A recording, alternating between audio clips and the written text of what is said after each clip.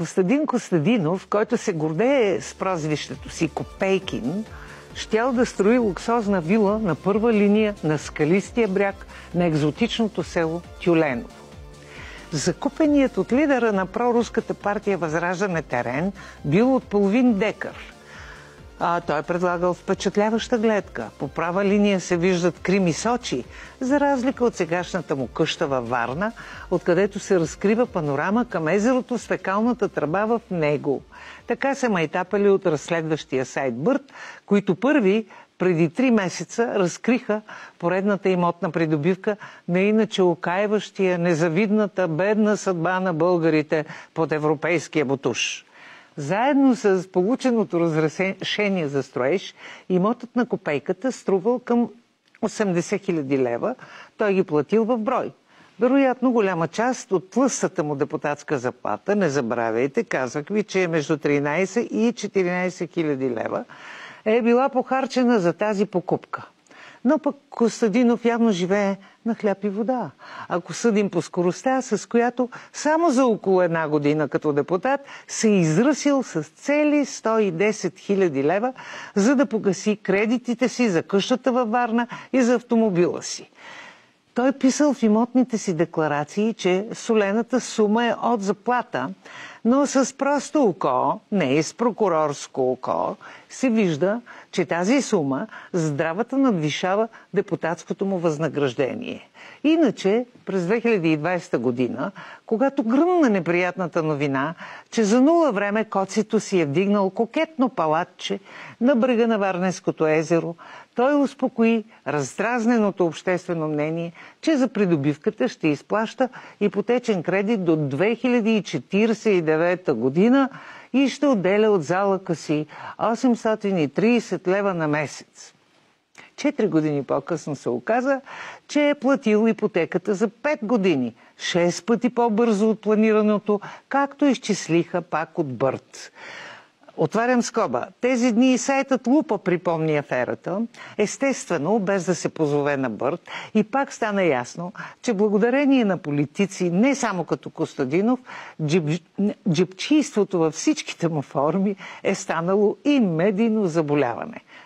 Затварям скобата и продължавам с хубавия имот в Тюленово, където, за да построи планираната елегантна вила, Копейкин ще трябва да получи милиарди рубли, ако сбъдне клетвите си, галещи ухото на Москва, да не пусне България в еврозоната.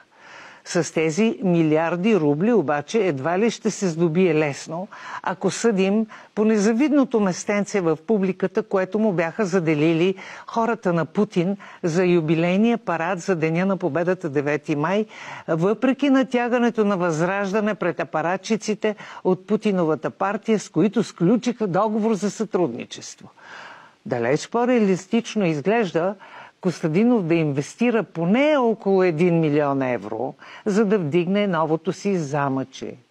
Казват, че единствената вила в съседство в момента се продавала за 1 200 000 евро.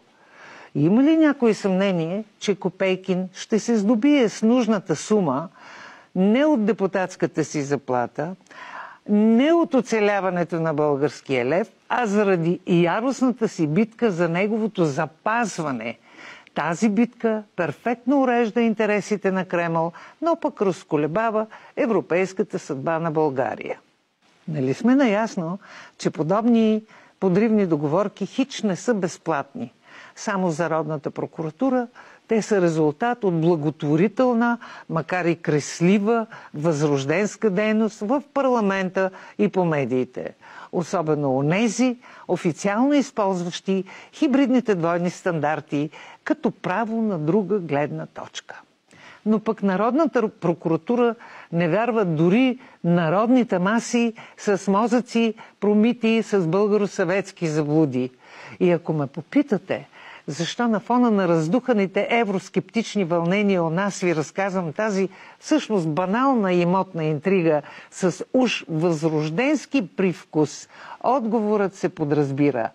заради подлия политически принос в това, народопсихологическият пейзаж в изтърбушената ни от корупция и двуличия държавица да е толкова объркан и обгазен от хибридни димки. Но зад завесата от фалшиви новини и страхове винаги лъсва скрит печалбарски интерес, добре илюстриран случая с имотните страсти на Копейкин. И ако се запитаме защо в крайна сметка президентът с отсъстващото П в заглавието, т.е. резидентът Радев, пусна внезапно вируса с недопустимия по закон референдум за приемането на еврото до година, вероятно отговорът също има крупно монетарно измерение. Мнозина си обясниха неприличния еврокючек на Радев с опит за отвличане на вниманието от евентуално разследване на съучастието му в сключването на заробващия договор с турската фирма Боташ, който ни струва по 1 милион лева на ден срещу нищо. А ако пък е вярно допускането, че Радев е активиран с натискане на копчето от Москва, последиците за и без това разклатения национален морал ще са разрушителни.